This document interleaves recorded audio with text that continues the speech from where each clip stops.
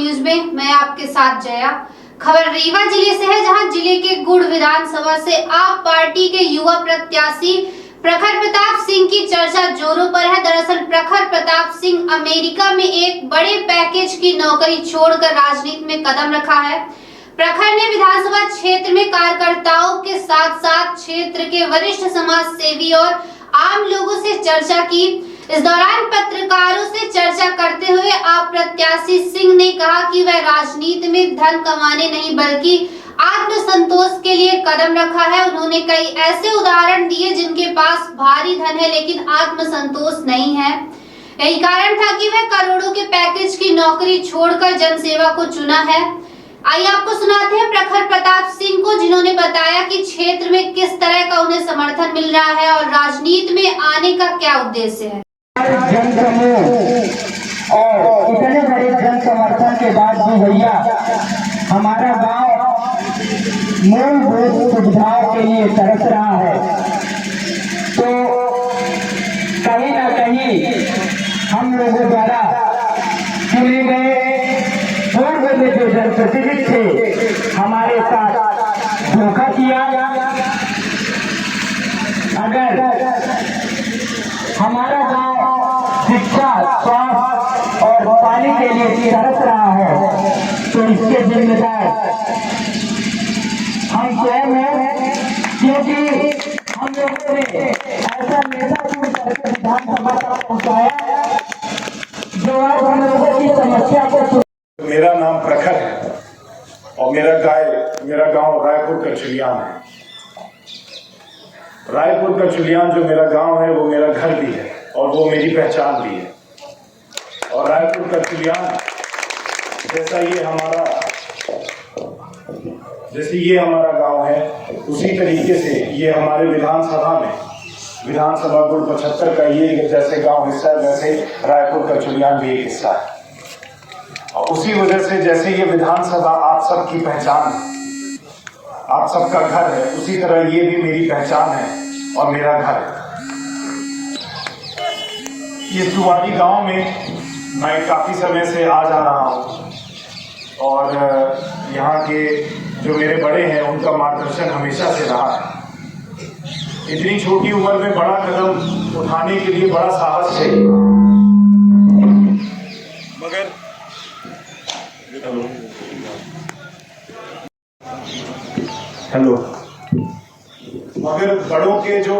बड़ों का जो अनुभव होता है उसके मार्गदर्शन के बिना ये युवा शक्ति, मेरे हिसाब से उसको दिशा मिलना बिना बड़ों के मार्गदर्शन के बहुत असंभव कार्य मुझे महसूस होता है।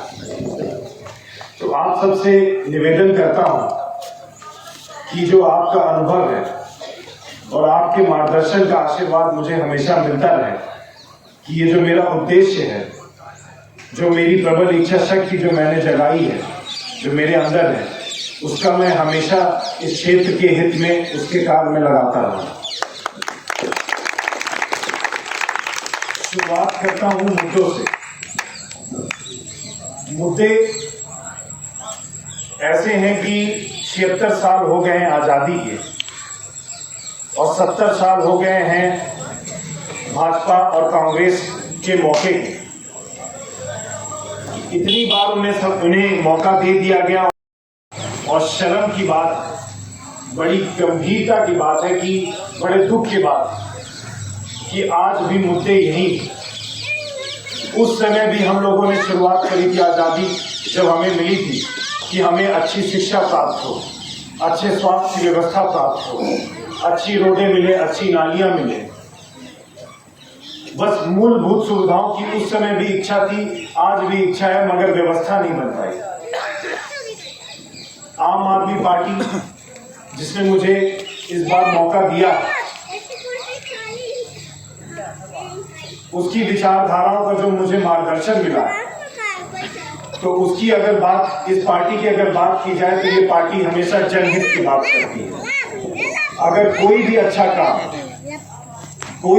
काम किसी भी आम आदमी पार्टी उसे बोलने में या लोगों को बताने में कभी भी चूकती नहीं। हमारे खुद की विधानसभा में, हमारे खुद के क्षेत्र में सोलर पार्क सूर्य की किरण से बनने वाली ऊर्जा की व्यवस्था, टनल, गोविंदगढ़ में पर्यटकों के लिए व्यवस्था, ये सारी बड़े गर्व की बात है और मैं खुद इन सब चीजों पे बहुत ही गर्व मानता हूँ। मगर ये सारी बड़े विकास की चीजें हैं। अगर मैं खुद अपने आप को शिक्षित मानता हूँ और आप सबको बताता हूँ कि मैं शिक्षित हूँ, पढ़ा लिखा हूँ, हुनरवान हूँ, तो उसका कोई मतलब होना चाहिए, कुछ अर्थ निकलना चाहिए कि कम से कम मैं हवाई बातें तो ना करूँ, झूठे वादे ना करूँ, झूठी उम्मीदें ना पैदा करवाऊँ और लोगों की आशा ना करूँ। तो उन सबको मद्देनजर रखते हुए मैं जो ये बातें करने जा रहा हूँ उसकी भी एक वजह है। एक होता है छोटा विकास। जिन उदाहरणों को अभी मैंने आप सबके सामने रखा वो बड़ी विकास की चीजें और हम सबको उन सब गर्व। मगर आप सभी से एक बात पूछना चाहता हूं कि जब हम दिया जलाते हैं, कई बार इस बात को मैंने सामने रखा है कि जब हम अपने घर में दिया जलाते हैं तो क्या पड़ोसी के घर में रोशनी करते हैं कि अपने घर में पहले रोशनी करते हैं? जी, जैसा कि आपने कहा, अपने घर में हम रोशनी करते हैं। तो इतनी बड़ी ऊर्जा की व्यवस्था बना दी गई गुड़ विधानसभा की जमीन में, गुड़ क्षेत्र की जमीन में, और हमने उससे अपने घर की व्यवस्था नहीं देखी। हमने ऊर्जा दे दी दिल्ली मेट्रो में। दिल्ली की ट्रेन उस ऊर्जा से चल रही है, मगर हमारे पास बिजली की स्थायी रूप से व्यवस्था नहीं है। हमारा क्षेत्र कृषि आधारित क्षेत्र है, सबसे ज्यादा हम खेती करते हैं। मेरे पापा जी श्री निर्मल सिंह जी, वो भी खेती करते हैं। तो इतनी मुश्किलों से जब अपन बीज खरीदने जाते हैं तो बीज महंगा मिलता है, और जब सिंचाई के लिए अगर बोर करवाया तो पानी नहीं, अगर पानी मिल गया तो बिजली नहीं, अगर बिजली है तो वोल्टेज नहीं। इतना बड़ा ऊर्जा की व्यवस्था बना दी गई। आप 3 फेज की बिजली छोड़ दीजिए, 2 फेज की बिजली उपलब्ध नहीं है। उसमें दूसरे फेज में भी क्षेत्र हैं प्रताप सिंह जी, आप विदेशों में पढ़े हैं, खासकर अमेरिका का आ रहा है। एक करोड़ के पैकेज में भी आपके डायरेक्ट राजनीति में आएगा, कैसा लग रहा है? देखिए, ये जिन चीज़ों का आपने वर्णन किया है वो मेरी पिछली ज़िंदगी की चीज़ें थी और काफ़ी समय बीत चुका है उस चीज़ में, और मैं अपनी ज़िंदगी के दूसरे पहलू पर, दूसरे मकसद पे हूँ। और जिस इच्छा शक्ति से मैं यहाँ आया हूँ वो देखिए, मनुष्य अगर कोई भी काम करता है अपने जीवन में तो उसे संतोष की सबसे ज़्यादा ज़रूरत होती है। अगर वो अपने काम से हर उतार चढ़ाव में अगर संतुष्ट है तो वो खुश रहता है, और खुश रहने की वजह से वो अच्छे कामों की, अगर उसकी साफ नीयत, प्रबल इच्छा शक्ति, तो अच्छे कामों की कोई कमी नहीं होती। 1 करोड़ का पैकेज बहुत लंबा है। प्रशासनिक अधिकारी बनना नहीं चाह रहे थे, आप डायरेक्ट राजनीति में आ गए हैं, इसका क्या? देखिए, जिस रकम की आप बात कर रहे हैं वो कुछ भी नहीं है।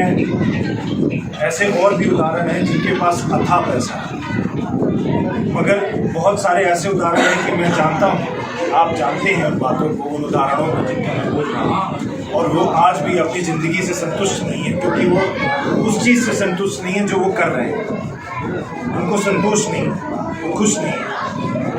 मगर आज भले ही जिस रकम की आप बात कर रहे हैं मेरे पास वो रकम कमाने की व्यवस्था नहीं रहेगी, मगर जो संतोष मुझे मिलेगा, जो संतुष्ट, जिससे मैं संतुष्ट रहूँगा जन सेवा के कार्यों से,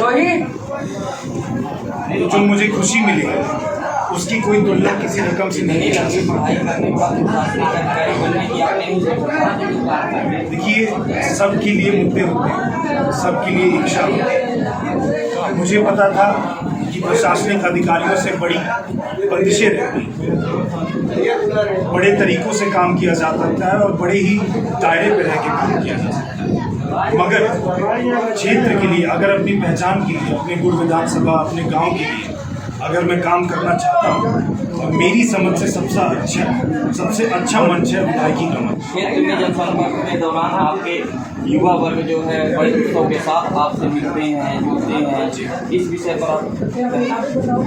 देखिए, मैं पहला युवक तो था नहीं और ना आखिरी रहूँगा, अपने क्षेत्र में अभी शायद इस चुनाव में मैं सबसे कम उम्र का प्रत्याशी हूँ, और वो जो युवक है जो मेरे से कंधे से कंधा मिला के जो चल रहे हैं, वो कहीं ना कहीं प्रेरित हो गए, कहीं ना कहीं उन्हें प्रेरणा मिल रही है कि अगर 25 साल का ये नवयुवक ऐसा कर सकता है तो हम क्यों नहीं कर सकते।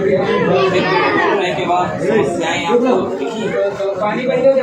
समस्याएं काफ़ी ज़्यादा मात्रा में है, उसकी लिस्ट काफ़ी लंबी है, और अभी जिस सभा में आप उपलब्ध थे उन समस्याओं का मैंने काफ़ी विस्तार में विचार किया है, और उन समस्याओं से कैसे सुलझने का मेरा प्रयास रहेगा उसके बारे में मैंने बताया है।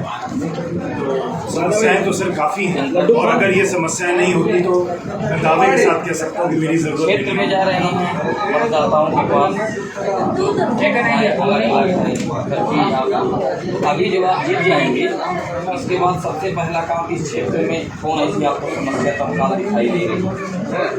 देखिए, अभी तक जब भी मेरे से ये प्रश्न पूछा गया है तो मैंने शिक्षा की व्यवस्था को सबसे ज़्यादा महत्व दिया, मगर जितनी ही अपने अंदरूनी हिस्से हैं, जो हमारे क्षेत्र के अंदर से अंदर वाले हिस्से हैं, वहाँ की जो तकलीफ़ें, जब मेरा नाम सबको पता चला, जब मैं इस मंच में आगे आने का प्रयास कर रहा था, जब पता चला, तो जो लोग बाहर आके जो मुझे परेशानी बता रहे हैं उन सब को अगर ध्यान में रखता हूँ तो सबसे पहले पेयजल की, सिर्फ पीने के पानी की पर्याप्त रूप से व्यवस्था करने का मैं सबसे पहला काम करूँगा, और वो बहुत आसान है क्योंकि उसमें समय शायद ज़्यादा लग जाएगा मगर पैसा बहुत कम लगेगा, और अगर मैं अपनी साफ नीयत के साथ और अपने पवित्र उद्देश्य के साथ अगर करूँगा ये काम तो सबसे पहला और सबसे आसानी से ये काम और इस व्यवस्था को सुलझाऊँगा। आप खुद युवा हैं, युवा आपके साथ बहुत है, तो बेरोजगारी एक बहुत बड़ी समस्या है जी इस क्षेत्र में, इसके लिए भी आप करना चाहेंगे? देखिए, अभी जिस सभा में मैं था उसमें मैंने बेरोजगारी के लिए 3 वजह बताई। जो पहली वजह है कि शिक्षा की व्यवस्था से वो वजह है कि आज अगर हमारे बच्चों में, हमारे छोटे छोटे बच्चों में और नए युवकों में, जो स्कूल में कॉलेज में पढ़ रहे हैं, अगर उन्हें पर्याप्त मात्रा में अच्छा हुनर नहीं डाला गया तो उन्हें रोजगार कैसे मिलेगा।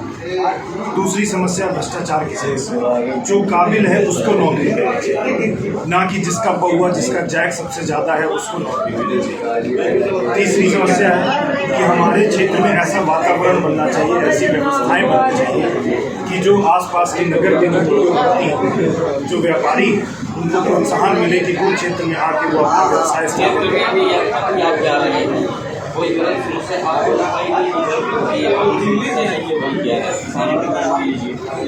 सबसे बड़ी समस्या अगर किसानों के लिए अब आके खड़ी है बिजली के बाद कोई समस्या आके खड़ी है तो वो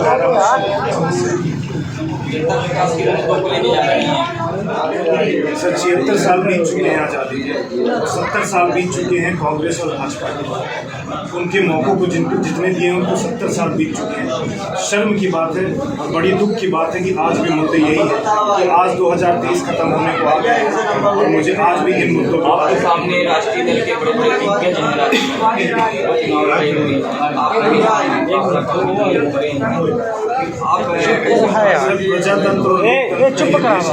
सब स्वतंत्र हैं अपने अपने तरीकों से काम करने के लिए। मैंने अपने लिए एक नियम बनाया है और काफ़ी बार उसे बता भी चुका हूँ कि मुझे किसी व्यक्ति विशेष की टिप्पणियों के चक्करों में नहीं पड़ना है। वो स्वतंत्र हैं और उसी वजह से मैं भी बहुत स्वतंत्र हूँ। मैं भी इस देश का नागरिक हूँ, मेरी अपनी लकीर है, आम आदमी पार्टी की अपनी विचारधारा है और हमें सिर्फ अपने उद्देश्य के लिए काम करना है। क्या उद्देश्य है? छोटे विकास अब क्षमा करिए मुझे